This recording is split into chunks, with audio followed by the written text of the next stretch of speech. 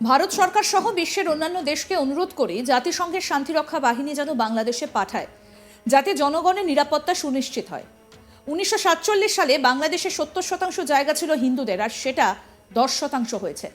ভারত সরকারের কাছে আমাদের দাবি, আমরা আর তাদের সঙ্গে থাকতে চাই না। এত অত্যাচারের পর তাদের সঙ্গে থাকতে পারছি না।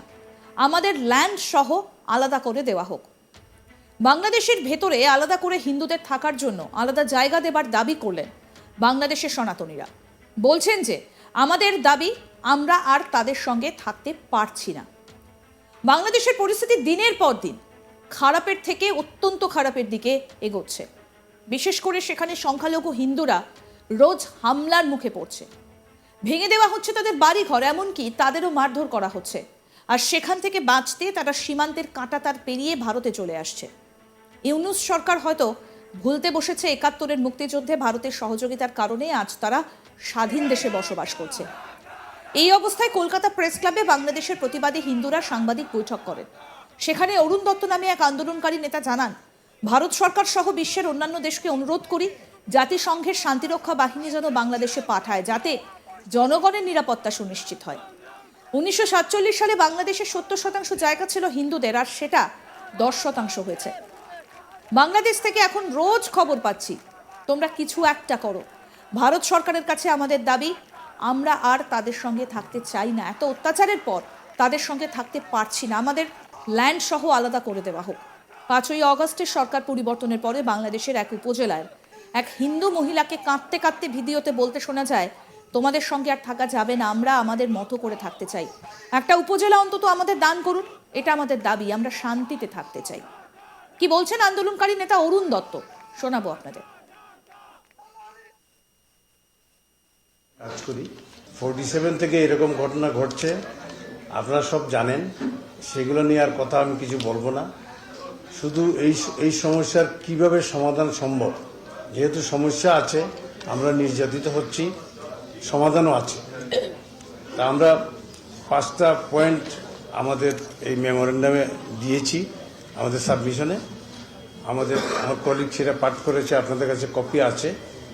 আমি শুধু একটা পয়েন্ট নিয়ে কথা বলবো। জাতিসংঘের শান্তিরক্ষা বাহিনীর যে মিশনের যে কথাটা আমার কলিগ বলেছেন, ভারত সরকার সহ বিশ্বের অন্যান্য দেশকে আমরা রিকোয়েস্ট করি জাতিসংঘের শান্তিরক্ষা বাহিনী যেন বাংলাদেশে পাঠায়, যাতে আমাদের জনগণের নিরাপত্তা নিশ্চিত হয়। তারপর 1947 থেকে আমরা যেরকম ভিকটিম হচ্ছি, 1947-এ হিন্দু পপুলেশনের ল্যান্ড ওন করত অলমোস্ট 70%।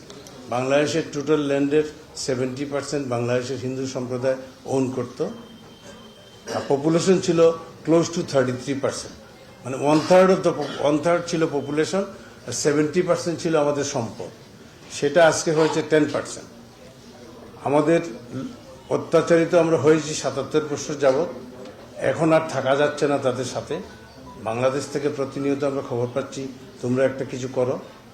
তা আমাদের দাবি আপনাদের মাধ্যমে জাতিসংঘের কাছে, ভারত সরকারের কাছে, আমরা তাদের সাথে আর থাকতে চাইও না। এত অত্যাচারের পরে আর থাকা যায় না। আমাদের ল্যান্ড সহ আমাদেরকে সেপারেট করে দেওয়া হোক, সেইটাই বলতে পারি। এছাড়া কিছু বলার নেই। তাদের সাথে থাকা যাবে না।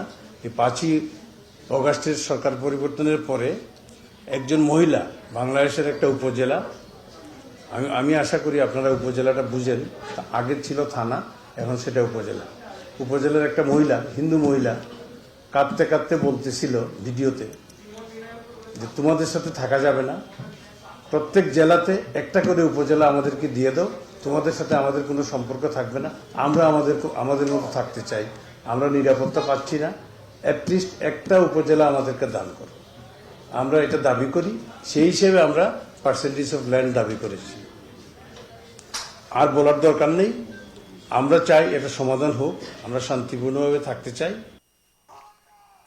সেই সঙ্গে শীতাংশু গুহ নামে এক নিপীড়িত বাংলাদেশি হিন্দু বলেন, যেভাবে বাংলাদেশে হিন্দুদের ওপর অত্যাচার চলছে, তাতে এই সরকার কার মদতে এই কাজ করছে তা নিয়েও কিন্তু নানা মত শোনা যাচ্ছে খোদ কূটনৈতিক মহলে। এই আশঙ্কা অনেকটাই বেড়ে গিয়েছে বিভিন্ন মানুষের আশঙ্কাতে। শুনুন। কিভাবে বাংলাদেশে ইউনূসের জামানায় এই প্ল্যান চলছে। ৩০ বছর পর নাকি বাংলাদেশে আর কোনো হিন্দু থাকবে না। কি বলছেন নিপীড়িত বাংলাদেশি হিন্দু শীতাংশু গুহ, শুনবো। ঢাকা বিশ্ববিদ্যালয়ের অর্থনীতির অধ্যাপক ডক্টর আবুল বারকাতের মতে ৩০ বছর পর বাংলাদেশে কোনো হিন্দু অবশিষ্ট থাকবে না। ইতিমধ্যে ৮ বছর কেটে গেছে। দিন দিন অবস্থা খারাপ থেকে আরও খারাপ হচ্ছে। কট্টর মৌলবাদী গোষ্ঠী যারা প্রো জিহাদিস্ট এবং হোস্টাইল, তারা এই মুহূর্তে দেশে ক্ষমতাসীন। তাদের নির্লজ্জায় বাংলাদেশ আজ আক্রান্ত, রক্তাক্ত। এ নিয়ে আপনারা যথেষ্ট সরব। পশ্চিমবঙ্গের প্রেসকে আমি ধন্যবাদ জানাতে চাচ্ছি। এবার 5ই আগস্টের পর আপনাদের গৌরবোজ্জ্বল ভূমিকার জন্য। আমি এটা পুরাটা পড়ব না, আপনাদের সবার হাতে এটা আছে। আমি কিছুটা অংশ পড়ব যাতে করে আমরা এটাকে একটু সংক্ষিপ্ত রাখতে পারি আর কি। বাংলাদেশের হিন্দুরা এখন নিশ্চিহ্ন হওয়ার মুখোমুখি। দেশের চতুর্দিক থেকে তাদের ঘিরে ফেলা হয়েছে। চিন্ময় কৃষ্ণ দাস প্রভুকে এরা একটি ভুয়া দেশদ্রোহী মামলায় গ্রেপ্তার করেছে। তার জামিন শুনানিতে আপনারা ইতিমধ্যে দেখেছেন, উকিলকে উপস্থিত থাকতে দেয়নি। আজকে তার জামিন হয়নি, এটা আপনারা জেনে গেছেন। এর সাথে বাংলাদেশের কয়েক হাজার নিরপরাধ হিন্দুকে হত্যা মামলায় বন্দী করে রেখেছে। মামলা হয়েছে শতাধিক। প্রায় 1000 হিন্দুকে এরা চাকরি থেকে জোরপূর্বক পদত্যাগ করতে বাধ্য করেছে।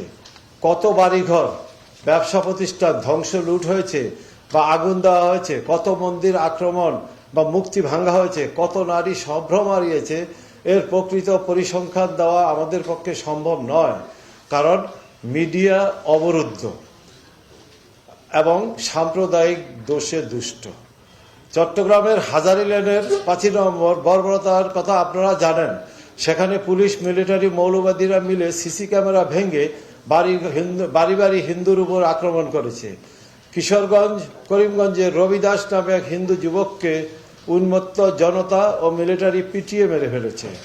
16 নভেম্বর খুলনায় হিন্দু যুবক উৎসব মণ্ডলকে থানার ভেতরে পুলিশ মিলিটারির সামনে মৌলবাদীরা পিটিয়ে মেরে ফেলেছে। অন্তত স্থানীয় মসজিদ থেকে ঘোষণা দেয় যে ইসলাম অবমাননাকারী হিন্দু যুবক নিহত হয়েছে। এরপর জনতা ফিরে যায়। সৌভাগ্যক্রমে এত মারের পরও হিন্দু যুবক বেঁচে যায়। তিনি এখন কোথায় আছে আমরা কেউ জানি না। এমনতর ঘটনা বাংলাদেশ। আরো আপডেট পেতে দেখতে থাকুন আজ তাক বাংলা। সাবস্ক্রাইব করুন, নোটিফিকেশন পেতে বেল বাটন অপশন প্রেস করুন, হোয়াটসঅ্যাপে ফলো করুন আজ তাক বাংলা।